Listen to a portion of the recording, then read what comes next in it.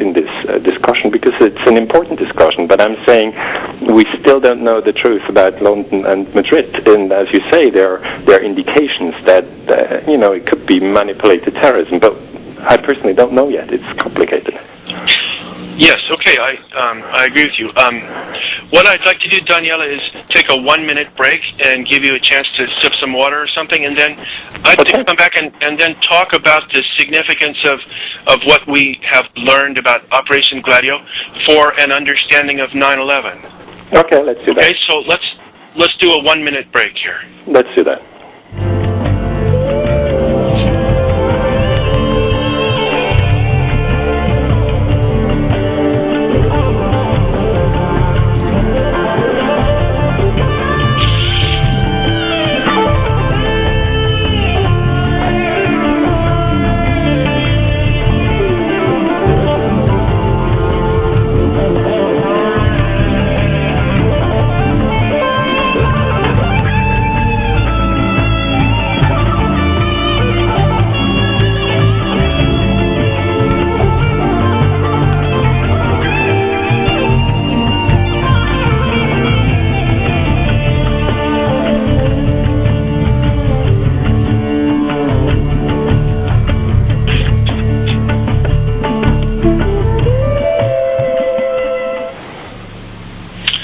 Okay, Daniele, welcome back.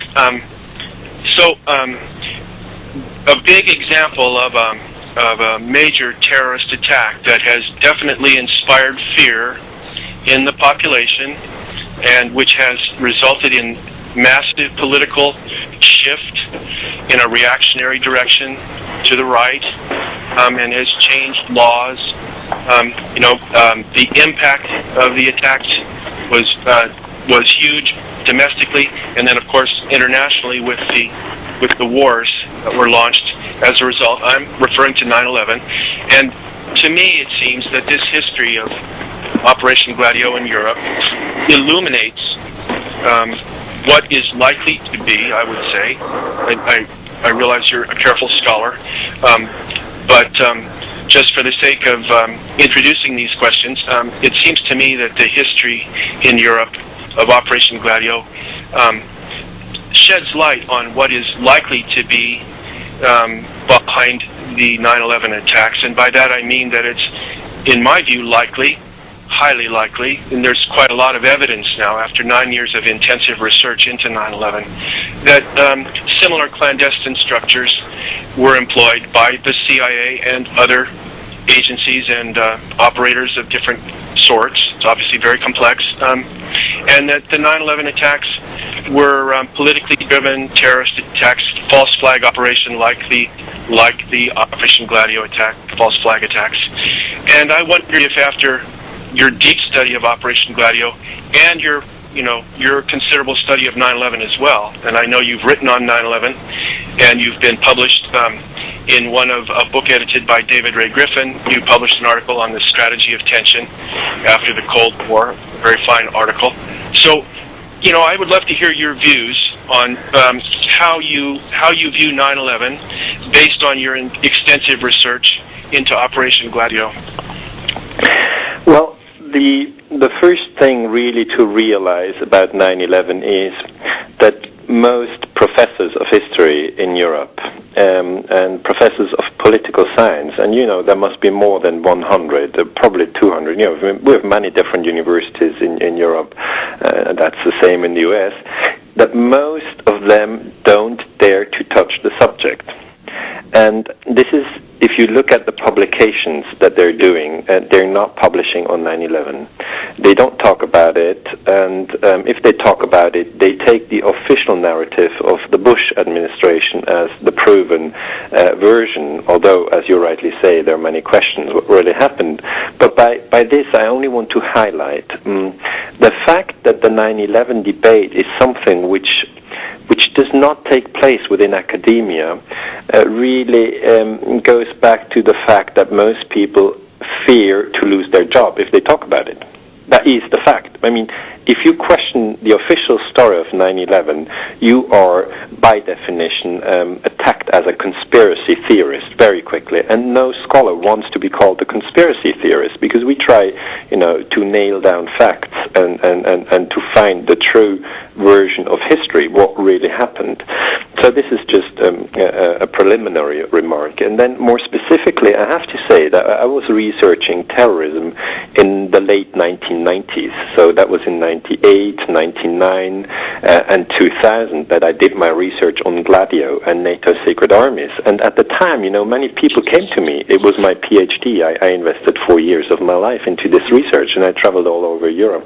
And many people came to me and said, "Oh, Daniele, why are you so stupid to research terrorism? That is really a very old topic nobody's interested in anymore. It's something, it's really, forget about it. I mean, you're just ruining your career."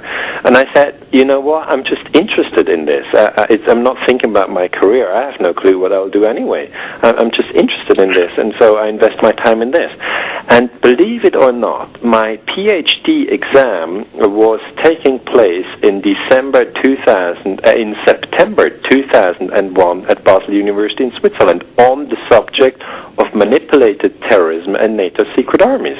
So imagine the situation. I was preparing for my final exam. The book was written, and I was sitting there and I was going like, okay, terrorism here, terrorism there, this story, that story, this evidence, that evidence. I really had to prepare myself.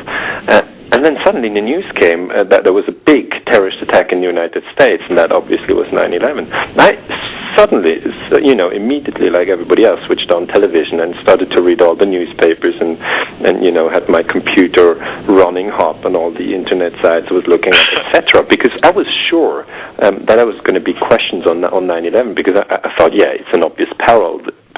They're going to ask me, okay, about the Cold War, and then they're going to ask me about the newest events.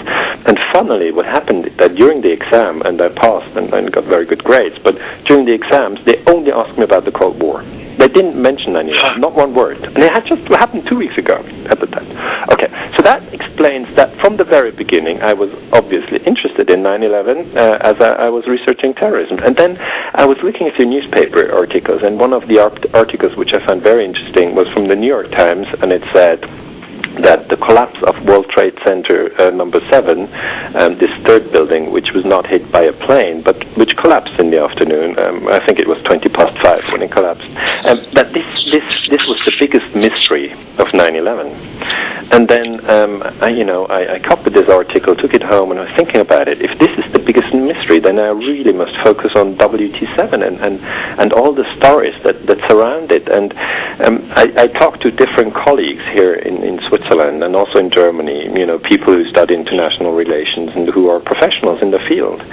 And really, it was a division into two groups. One group said, no, that is impossible. It's absolutely unthinkable that the U.S. government manipulated 9/11. This was clearly an attack by Osama bin Laden, and so the Muslims are fully responsible, 100%, and Bush and Cheney could do nothing to sort of protect the U.S. population. And the other group of scholars said, well, you have to be stupid not to see that 9/11 was an inside job. It's very clear. I mean, that was the Bush and Cheney administration with the help of people from the special forces and the Secret Service. They attacked their own population, and it's obvious. And I said, did you publish on this? And then everybody was going, oh no, are you crazy? I'd lose my job. So what I'm really referring to is that you have two groups, or you can maybe call it three groups, all over the planet. One group thinks that the Bush administration told us the truth on 9/11, and that the 9/11 Commission report is a valuable and correct account of events. And the second group of people who is also pretty big, you're more aware about the situation in the United States, but I'm here in Europe.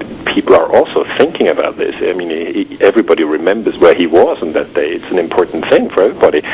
And this second group really thinks that it was an inside job, or as an alternative view, that it was an operation which was carried out by the Muslims, but by corrupt elements within the U.S. security establishment, was perceived as just let it happen? That this discussion about Pearl Harbor with the Japanese, and obviously there's disagreement as well. But if you assume that maybe the Japanese attack on Pearl Harbor was something which the Roosevelt administration really knew about, and then they let it happen, then this new Pearl Harbor would in this sense also be a criminal operation. So what I'm pointing at is that what I did with my students at history seminars at Basel University and Zurich University is that I first had them define the three different groups who have different opinions on 9/11. So the first group, which I called the surprise group,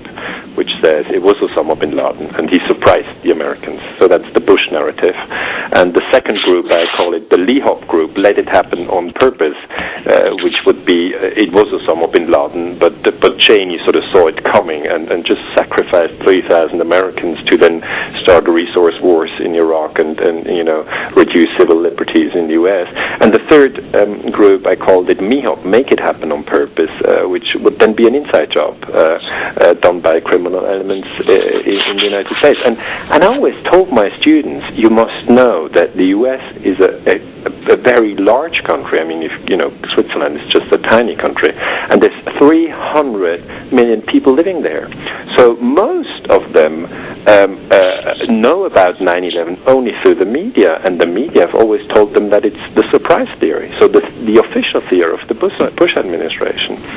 And then we basically worked through all the open questions that there are on 9/11, including WT7, including the insider trading on the put option markets.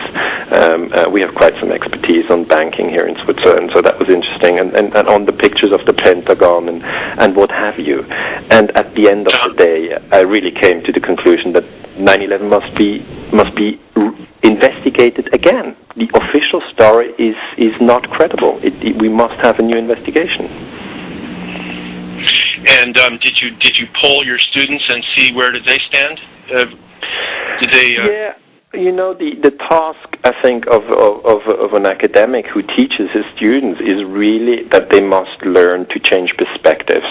I mean, there's 30 students in the room, they did not agree on the subject. So some thought the Bush administration had lied.